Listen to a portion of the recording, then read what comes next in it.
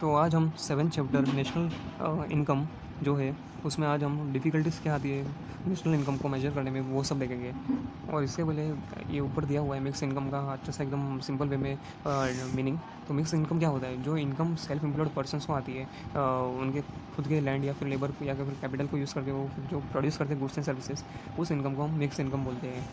और अभी जो डिफ़िकल्टीज़ आती है नेशनल इनकम को मेजर करने के लिए उनमें दो डिफ़िकल्टीज़ मैंने, और उसमें भी बाद में सब पार्ट्स है। तो पहला है थियोरेटिकल डिफ़िकल्टीज़ और कंसेप्चुअल डिफ़िकल्टीज़, और सेकंड है प्रैक्टिकल डिफ़िकल्टीज़ जो मैंने बताया था कि एक्सपेंडिचर मेथड में आता है, और या फिर इसे हम स्टैटिस्टिकल डिफ़िकल्टीज़ भी बोलते हैं। तो पहला जो है थियोरेटिकल डिफिकल्टीज, उसमें पहला है ट्रांसफर पेमेंट। तो ट्रांसफर पेमेंट मैंने जैसे बताया था कि इसका मतलब होता है गिफ्ट्स जो लोगों को मिलते हैं, या फिर स्कॉलरशिप प्रोवाइड करते हैं गवर्नमेंट, या फिर कोई लॉटरी हुआ, या फिर चैरिटी में डोनेट हुआ, या फिर ओल्ड एज पेंशन स्कीम। तो ये सब आता है इसमें किसमें, ट्रांसफर पेमेंट में। तो या फिर ट्रांसफ़र इनकम भी बोल सकते हैं हम। तो जो इंडिविजुअल्स को पेंशन्स मिलती है, जैसे कि कोई टीचर्स है या फिर गवर्नमेंट जॉब करते हैं, उनको जो पेंशन्स मिलती है, या फिर अनएम्प्लॉयमेंट अलाउंस मिलता है लोगों को, तो ये पेमेंट्स जो कि ट्रांसफ़र पेमेंट्स है, तो इनको इंक्लूड करना चाहिए नेशनल इनकम में या नहीं करना, ये एक मेजर प्रॉब्लम है। इस डिफ़िकल्टी आती है इसको नेशनल इनकम में मेजरमेंट करने के लिए।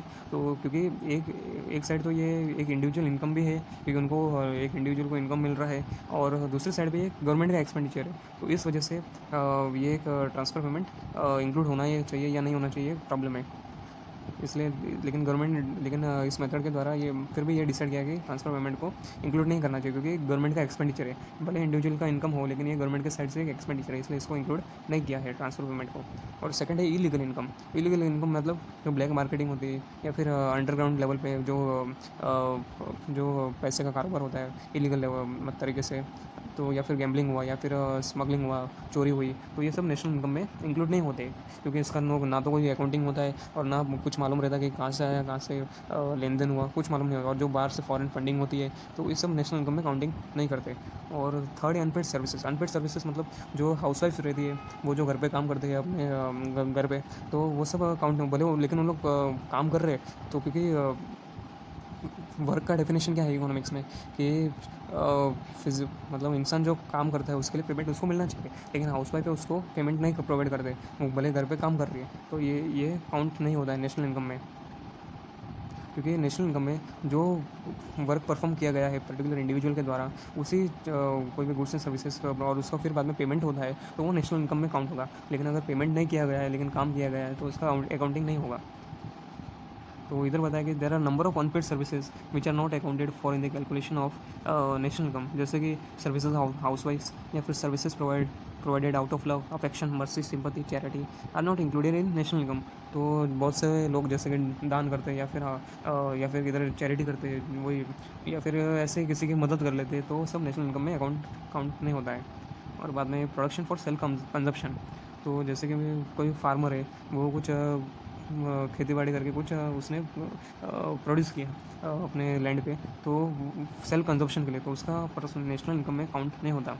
तो इधर ये बताया कि products kept for the self consumption by the farmer and other allied producers not enter the market, क्योंकि वो मार्केट में उसका एंट्री ही नहीं हुआ है। जो भी गुड्स प्रोड्यूस किए गए हैं एक पर्टिकुलर फार्मर के द्वारा, भले कुछ भी उसने खेत पे किया हो, तो क्योंकि उसने मार्केट में एंट्री किया है, तो होगा काउंटिंग। लेकिन अगर नहीं एंटर किया है तो कैसे होगा काउंटिंग? तो इसलिए production for self consumption are not counted in national income. और फिर बाद में फिफ्थ है इनकम ऑफ फॉरेन फर्म्स। तो अकॉर्डिंग टू IMF मतलब इंटरनेशनल मॉनिटरी फंड, ये एक अंतर्राष्ट्रीय मॉनिटरी फंड है, जो कि पूरे जितने भी मतलब बहुत सारे कंट्रीज में मेंबर है, इंडिया भी इसका एक मेंबर है IMF का।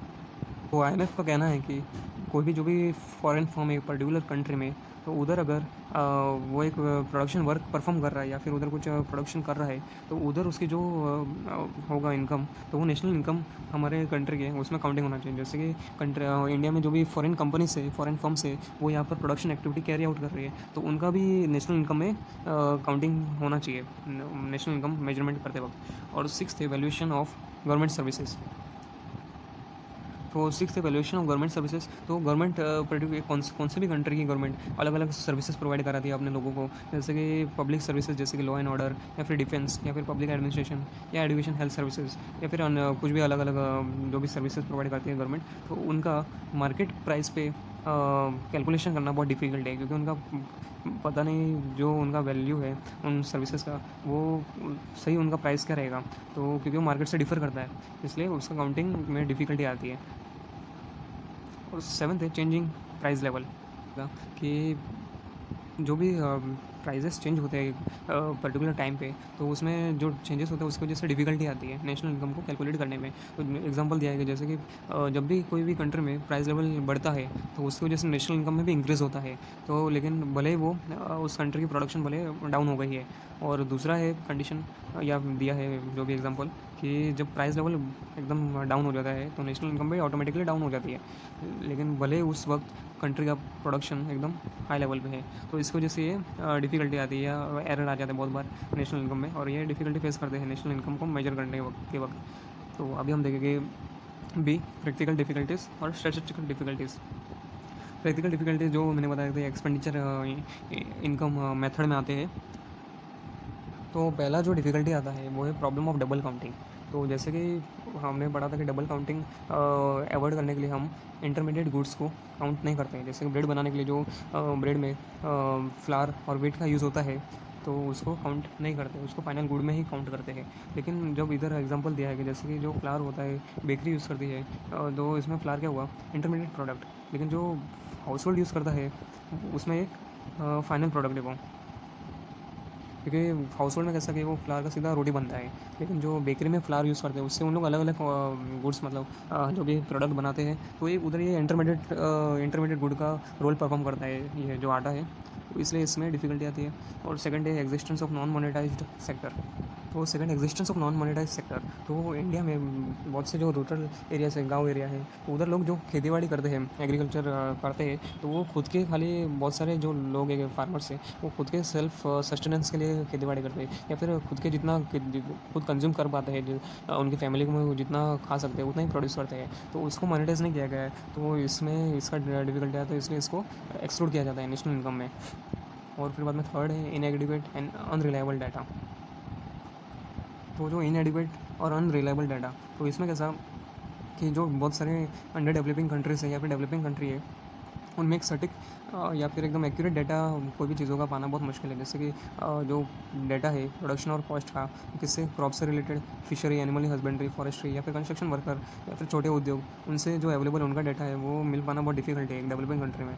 और उसके अलावा जो अन इनकम्स है, जो कंजप्शन है, इन्वेस्टमेंट एक्सपेंडिचर है, जो रूरल और अर्बन पॉपुलेशन का, वो भी अवेलेबल नहीं है, क्योंकि इतना इधर डेवलपमेंट नहीं है। इसकी वजह से जो डाटा है इनएडिक्वेट है, और इसका एकदम रिलायबल भी नहीं होता ये डाटा। भले डाटा मिल जाए तो उसका ऐसा कहना मुश्किल है कि ये सही होगा, तो ये इसमें बताया गया है। तो इसकी वजह से नेशनल इनकम का जो रियल एकदम साइज़ है, कितना होना चाहिए नेशनल इनकम, तो वो एकदम एक्यूरेट हमें मिल नहीं पाता, उसमें कुछ ना कुछ फॉल्ट रहेगा। तो ज़्यादा एकदम बहुत बड़ा दिखेगा नेशनल इनकम का वैल्यू, या फिर एकदम बहुत कम दिखेगा, तो इसकी वजह से एक्यूरेट नेशनल इनकम हमें मिल नहीं पाता। और फोर्थ है डेप्रिसिएशन। डेप्रिसिएशन जैसे मैंने बताया था कि मशीन्स में जो रिपेयरिंग वर्क लगता है, या फिर उसको रिन्यूअल करने में लगता है, या फिर उसको मेंटेनेंस में लगता है, जो भी कैपिटल असेट्स मतलब मशीन्स या इक्विपमेंट होते हैं दूसरे गुड्स प्रोड्यूस करने के लिए, उसे उसमें जो वेयर एंड टियर होता है उसको डेप्रिसिएशन बोलते हैं। तो इसमें डेप्रिसिएशन के लिए कोई यूनिफॉर्म, कॉमन या फिर expected standard rates of depreciation applicable to the various, ये एक नहीं है इसमें डेप्रिसिएशन के लिए कि इतना डेप्रिसिएशन हुआ तो इस हिसाब से इसको काउंट करना है, तो इसमें गड़बड़ होती है। तो इसकी वजह से ये डिफ़िकल्ट है कि कितना डेप्रिसिएशन माइनस करना चाहिए। और जब फार्मूले में जब माइनस करते हैं जीएनपी के फार्मूले में माइनस डेप्रिसिएशन, तो कितना माइनस करना चाहिए उसमें ये भी डिफ़िकल्टी आती है। और फिफ्थ है कैपिटल गेंस और लॉसेस।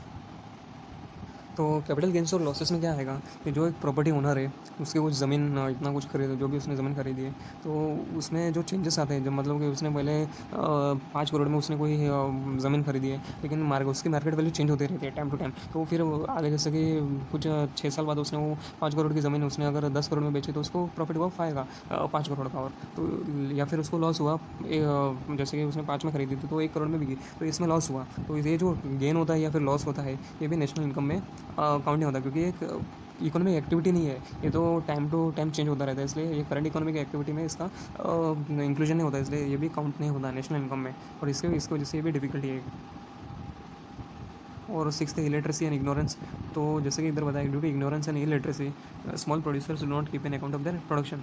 तो इसका मतलब ये है कि जो जिस कंट्री में इलिटरेट पॉपुलेशन ज़्यादा है या फिर जो इग्नोरेंट है कि लापरवाह है, तो वो अपने प्रोडक्शन का सही अकाउंट नहीं रख देगी कितना प्रोड्यूस किया है, तो उसकी वजह से भी डिफिकल्टी है। तो इसमें डाटा मतलब एडिक्वेट डाटा नहीं मिल पाता इसकी वजह से, और वो बाद में सही एकदम एक्यूरेट इन्फॉर्मेशन कि कितना हमने आउटपुट प्रोड्यूस किया है वो दे नहीं पाते, तो ये भी एक डिफिकल्टी है। और seventh difficulties in the classification of working population. तो इसका मतलब वर्किंग पॉपुलेशन, तो कैसा कि इंडिया में वर्किंग पॉपुलेशन एकदम उसका सटीक डेफिनेशन है कि वो किसको हम वर्किंग पॉपुलेशन कहते हैं। जैसे कि फार्मर्स जो होते हैं वो पूरे साल भर तो काम नहीं करते, जैसे कि एक पर्टिकुलर सीज़न रहेगा उसी वक्त वो काम करेंगे।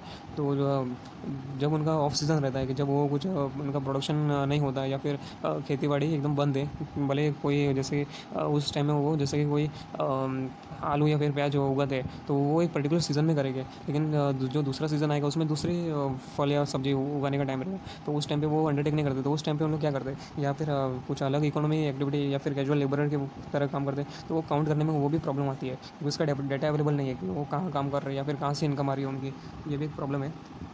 और एट्थ है वैल्यूएशन ऑफ इन्वेंट्रीज।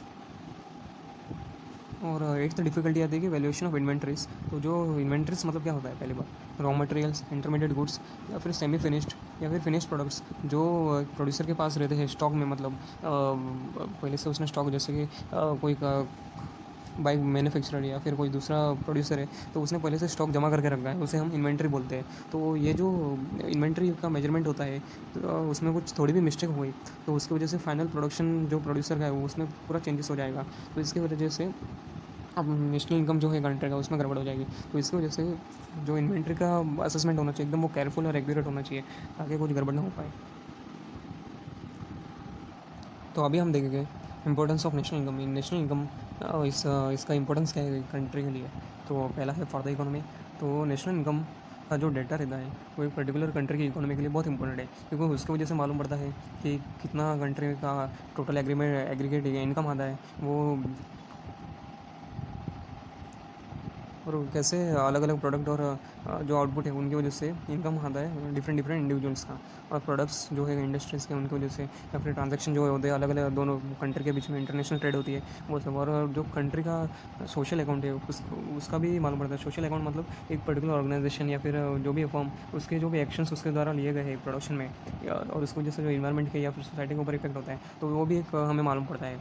तो सेकंड है नेशनल पॉलिसीज़ है, वो एक बेसिस रहता है किसमें, नेशनल पॉलिसीज़ बनाने के लिए, जैसे कि एम्प्लॉयमेंट पॉलिसी हुआ, इंडस्ट्रियल पॉलिसी हुआ या फिर एग्रीकल्चर पॉलिसी। तो ये जो फिगर्स रहते हैं नेशनल इनकम के उनकी वजह से क्या होता है कि हमें एक डायरेक्शन मिल जाता है या गवर्नमेंट को डायरेक्शन मिल जाता है जिसमें इंडस्ट्रियल का आउटपुट और इन्वेस्टमेंट या सेविंग में जो चेंज होता है वो एक मालूम पड़ जाता है।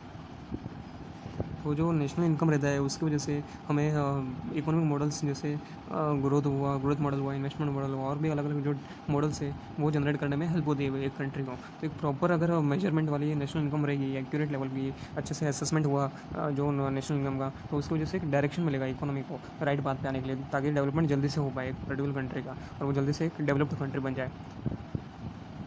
एक जो पर्टिकुलर कंट्री का जो इकोनॉमिक प्लानिंग होता है तो उसमें जो डाटा रहता है वो बहुत इंपॉर्टेंट रहता है, और नेशनल इनकम का डाटा बहुत वेरी एसेंशियल होता है, मतलब बहुत ज़्यादा इंपॉर्टेंट रहता है। तो उसमें क्योंकि उसमें डाटा रहता है किससे रिलेटेड, कंट्री का ग्रॉस इनकम हुआ, आउटपुट हुआ, सेविंग हुआ, इन्वेस्टमेंट हुआ या फिर कंजप्शन, तो वो सब अलग अलग सोर्सेज से आता है। लेकिन अगर एक भी अगर सोर्सेज में कुछ डाटा सोर्सेज के डाटा में गड़बड़ है तो उस वजह से नेशनल इनकम इफेक्ट होगा। तो इस वजह से नेशनल इनकम अच्छा होना चाहिए ताकि एक अच्छे लेवल की इकोनॉमिक प्लानिंग हो पाए कंट्री में गवर्नमेंट के द्वारा। फोर्थ है इकोनॉमिक रिसर्च। तो जो नेशनल इनकम डाटा है वो रिसर्च स्कॉलर्स जैसे इकोनॉमिस्ट है उनके द्वारा यूज़ किया जाता है, और जो ये डाटा रहता है कंट्री का इनपुट का, आउटपुट का, इनकम का, सेविंग का और अलग अलग और डाटा जैसे कि एम्प्लॉयमेंट और इन्वेस्टमेंट का हुआ, वो सब ऑप्टेन होता है सोशल अकाउंट्स में से। जो फर्स्ट हमने इसमें देखा था कि इसमें for the economy social economy में, तो उसमें ये हेल्प होता है इसमें। और फिफ्थ है comparison of standard of living. National income की वजह से कंट्री के लोगों की स्टैंडर्ड ऑफ लिविंग क्या है ये हमें मालूम पड़ता है। जैसे कि यूएसए का नेशनल इनकम हम अगर देखें, यूएसए या फिर यूरोपियन कंट्रीज़ का है, यूके का हुआ, स्वीडन का हुआ, फिनलैंड का, तो उनका नेशनल इनकम बहुत हाई रहता है। तो उसकी वजह से क्या रहता है कि उधर के लोगों का स्टैंडर्ड ऑफ लिविंग भी ज़्यादा है, तो ये हमें मालूम पड़ता है। और सिक्स्थ है डिस्ट्रीब्यूशन ऑफ इनकम। तो डिस्ट्रीब्यूशन ऑफ इनकम में हमें क्या मालूम पड़ता है कि जो अलग अलग फैक्टर्स ऑफ प्रोडक्शन है उनको कितना कितना इनकम डिस्ट्रीब्यूट हुआ है, जैसे कि लेबर को वेजेस कितना हुआ है, लैंड के लिए रेंट कितना दिया है, या फिर इन्वेस्टमेंट पे इंटरेस्ट कितना आया है, या फिर एंटरप्रेन्योर को प्रॉफिट कितना हुआ है। तो इससे हमें मालूम पड़ता है कि सोसाइटी में क्या बोलते हैं इनइक्वालिटी या फिर इनकम डिस्पैरिटी कितना है। तो उससे कितना डिफरेंस क्रिएट होता है सोसाइटी में, अलग अलग सेक्शन में क्लास में बढ़ जाता है सोसाइटी, तो वो हमें मालूम पड़ता है। तो अभी हम एक्सरसाइज ये अगली वीडियो में देखेंगे एक्सरसाइज।